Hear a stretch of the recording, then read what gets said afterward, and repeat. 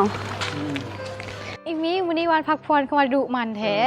ก็เป็นคนดีจะดีอ้าวมื้อนี้มือพักผ่อนก็เลยว่าซอยเวียกพ่อแม่แล้วพวกเจ้าสิพากันไปไสหั่นเอาก็สิชวนไปเที่ยวนี่แหละ แม่ไปเบิ่งหนังแล้วยังเลาะลิ้นก็เลยไป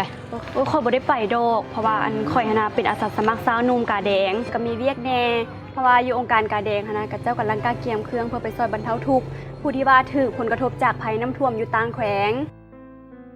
เป็นอาสาสมัครก็ได้เงินว่ะโอ้ยบ่ได้เงินดอกเพราะว่าข่อยหันน่ะเป็นอาสาสมัครที่ว่าเฮ็ดด้วยความสมัครใจเพราะว่ามันเฮ็ดให้ข่อยหันน่ะใช้เวลาว่างให้เป็นประโยชน์แต่มันยังสร้างคุณค่าน้ำตกข่อยน้เอ้าแล้วอาสาสมัครเป็นจังได๋ลองเว้าให้ฟังมึงดูองค์การกาแดงหันน่ะมีอาสาสมัครเพื่อปลุกระดมเพราะว่าจะเป็นการบริจาคเลือดเนาะการอาสาเป็นกู้ภัยฉุกเฉินเนาะแล้วก็การปฐมพยาบาล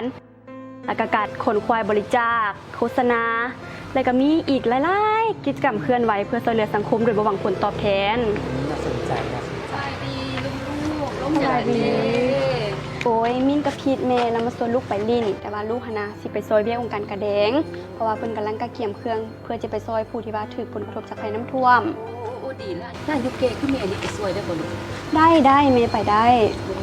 ดีแม่มีเวลาว่างพอดีฉันเฮาไปซอยสักพบกันเนาะลูกเนาะโดยได้แม่ฉันพวกลูก2คนก็ไปนํกันเนาะเฮามีเวลาพอมีโอกาสได้ช่วยเหลือประเทศชาตินํกันนะลูกโดยแม่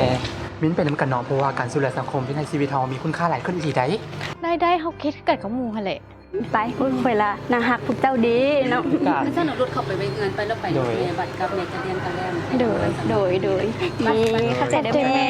ไป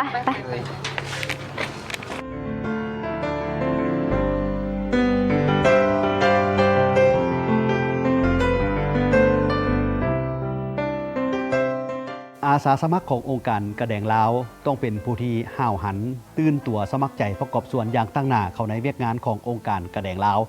ท่านใดที่จะเป็นอาสาสมัครต้องได้รับการยั่งยืนขึ้นทะเบียนจากองค์การกระแดงลาว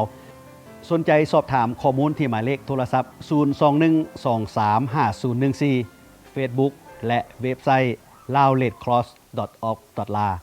ด้วยความห่วงใยจากองค์การกระแดงลาว